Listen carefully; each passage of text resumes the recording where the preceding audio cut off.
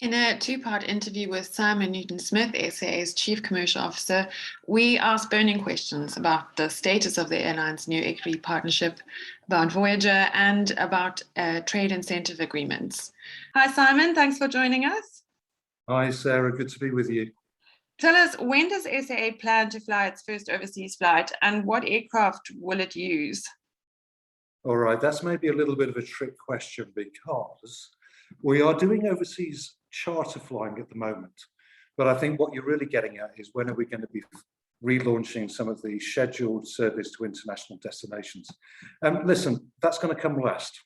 To be perfectly frank, as we're rebuilding the business, if we look at the data and look at the research, we know that international travel is coming back, but it's not coming back as quickly as domestic and regional. So I don't want to be held to a date right now, but if I were to literally be guided by what IATA is telling us in terms of when they expect long-haul international traffic, to and from Africa to get back to 2019 levels, then we could be talking 2024, it could be 2025. The reality is the numbers will tell us. Our focus in the short term will be very much building out the African network. Okay. And that also will support the international flying as well. Okay. What's happening with the onboarding of SAA's new equity partner? Has that transaction been finalized?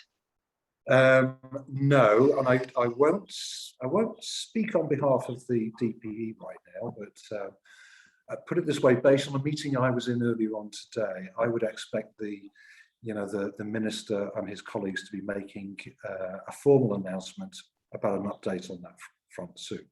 But I can tell you that the process is moving forward. I'll let the DPE make the announcement as to where it's at, but it's definitely happening. So it's moving to the next stage. But I'll let the DPE make a more formal statement on that, let me say. The new SAA is being billed as a sustainable and competitive transformed airline. In current conditions, you're also saying that nimbleness is important and being agile and flexible. But what does that mean for consumer confidence and the travel agent that books an SAA ticket? Listen, it's a great question, and I might be a little bit controversial in saying this, but we've not launched a new SAA. We've relaunched the original SAA. And I think it's important to know that because, I'm really excited about what I believe SAA is going to look like in a year. And no, don't ask me to elaborate on that, but there's a lot of opportunities to change the way the airline looks and feels. But relaunching the airline in COVID, there was a particular reason for that. We had not been flying for an extended period of time. And quite frankly, we were going to be forgotten if we weren't getting back to doing our job, which is flying. So we've relaunched the airline in terms of got the airline flying again. But really, it's going to be, I think as soon as we've got the strategic equity partner on board and we're aligned on what that long-term future looks like, we can start to work towards that. But clearly, to reshape the airline, the product, the service, the destinations, the brand, you don't do all of that, when you've got a 51% stakeholder, months away from running the business. So I think to put it into perspective, we're back to doing what we were doing.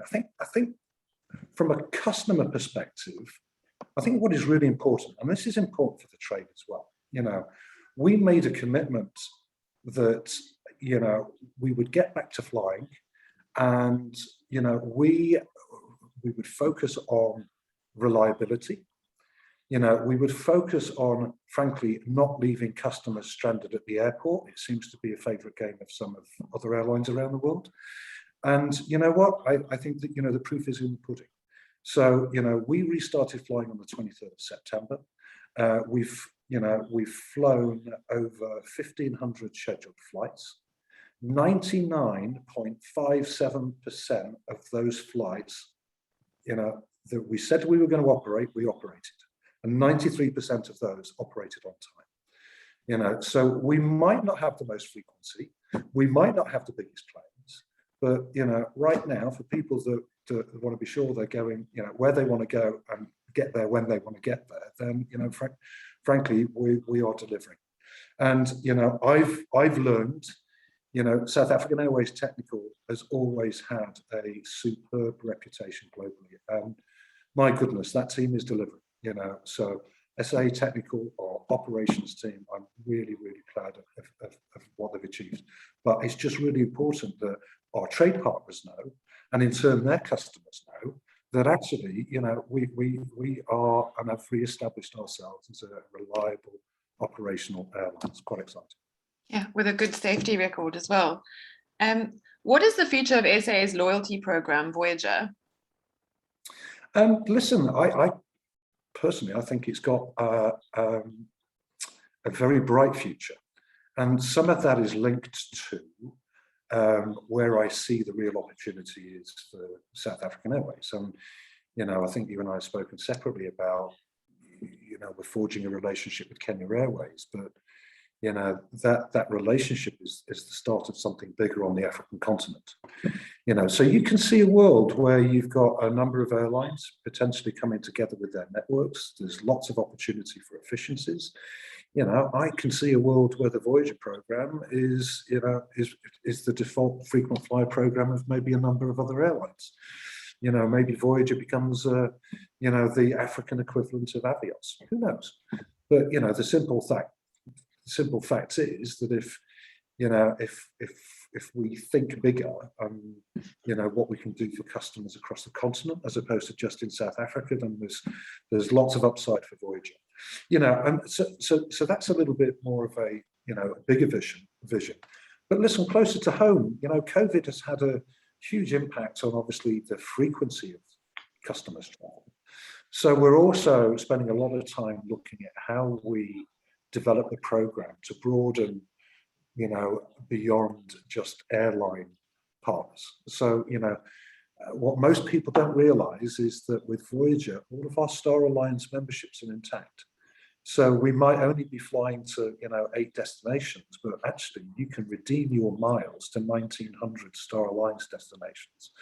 So all of what was good about the program is still in place.